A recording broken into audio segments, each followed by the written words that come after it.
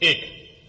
नेपाल सरकार कार्यविभाजन तेस्रो संशोधन नियमावली 2082 स्वीकृत गर्ने निर्णय भएको छ, जसमा प्रधानमन्त्री कार्यालय मातहत रहेका राजस्व अनुसन्धान विभाग र सम्पत्ति शुद्धिकरण अनुसन्धान विभागलाई अर्थ मन्त्रालयको कार्यक्षेत्रमा र राष्ट्रिय अनुसन्धान विभागलाई गृह मन्त्रालयको कार्यक्षेत्रमा सारिएको छ।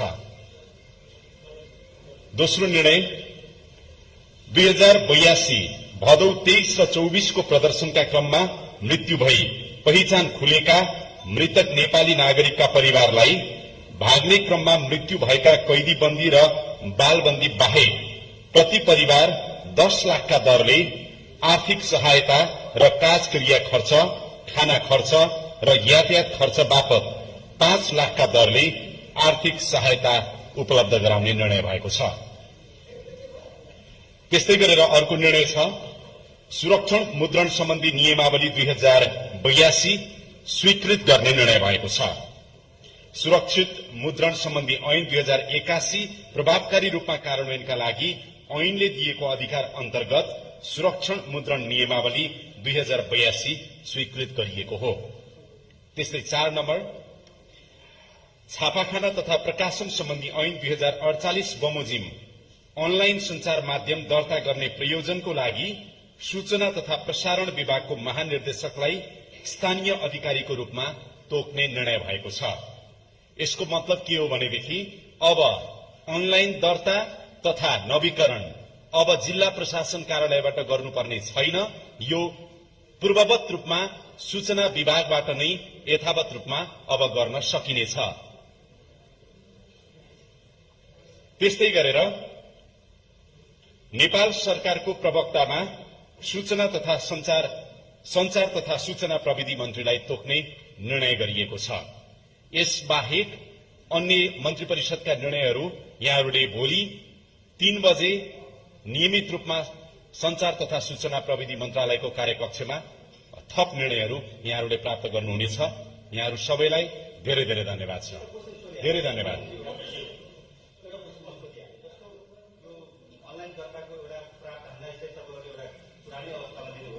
सरकारको नीति तथा कार्यक्रम र बजेटमा सबै मिडियालाई सामाजिक सुरक्षा कोषमा आबद्ध गर्ने भनिएको थियो। त्यो निर्णय विषयमा मन्त्रालयले के गर्यो?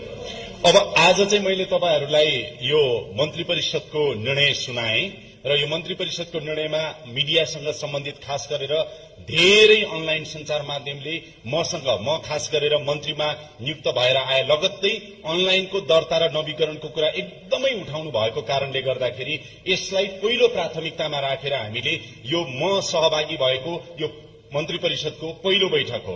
त्यसकारण पहिलो बैठकमा नै यसलाई पहिलो प्राथमिकता राखेर हामीले अनलाइन दर्ता र नवीकरण जुन एकदमै साथीहरूले पत्रकार साथीहरूले संचार पाइरहेको त्यसलाई मध्यनजर गरेर हामीले अहिले निर्णय गरेका छौं मन्त्री परिषदबाट र तपाईले उठाएको कुरा सामाजिक सुरक्षा कोषमा आबद्ध हुने कुराहरू चाहिँ सम्भवतः यसलाई फेरि अगाडि बढाउने कुराहरूमा म संचार तथा सूचना प्रविधि मन्त्रालयको तर्फबाट छलफललाई अगाडि बढाउँछु। थप निर्णयहरू अब केही छ। हजुर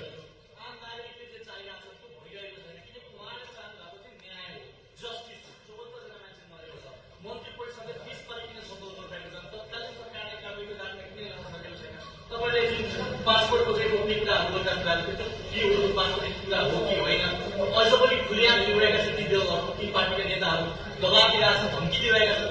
मन्त्री परिषदलाई मिलेर छ, अन्तिम सरकार मिलेर छ।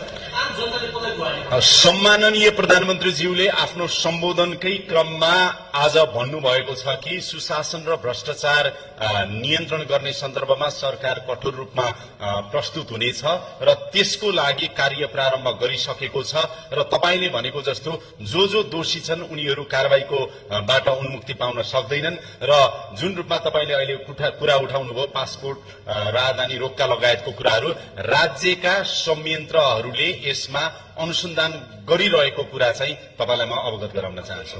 Thank you. धेरै धन्यवाद।